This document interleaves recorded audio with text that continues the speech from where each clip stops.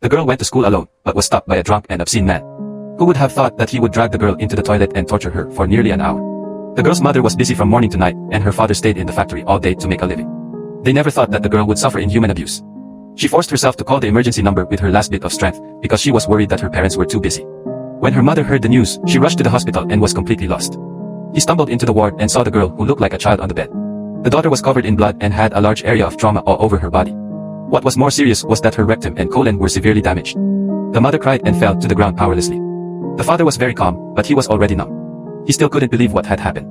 The weak body was pushed into the operating room. The mother kept shaking and waiting anxiously. He kept blaming himself. When the operation was over, the mother still blamed herself and didn't dare to get close to her daughter. The father held back his tears and walked into the ward, gently holding his daughter's hand, but when he saw Suyuan open her eyes, he immediately put on a smile. No one knows how much pain the father's heart hurts.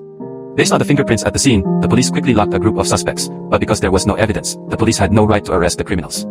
The only way was to trace the source to identify the criminals. This was like rubbing salt on the wound for the girl who had just experienced a nightmare, but in order to catch the murderer as soon as possible, the parents could only accept it with pain. The police found a child psychologist, who held Suyuan's favorite doll and asked him a few questions. After confirming that the girl was conscious and could clearly express her views, the investigation began. It began, and every gentle and sharp question stuffed the girl back into that suffocating day. He turned his head and looked at his father, and his father nodded, and he would continue to answer questions. The police handed over the suspect's file, flipping through it page by page until a wretched man appeared. Suyuan closed her eyes in pain. The woman knew that this person was the murderer, but according to the police's case-solving process, the girl had to give the details of the identification. She could only force herself to deny it and pointed at the beast with trembling hands. The police immediately dispatched personnel to arrest the murderer.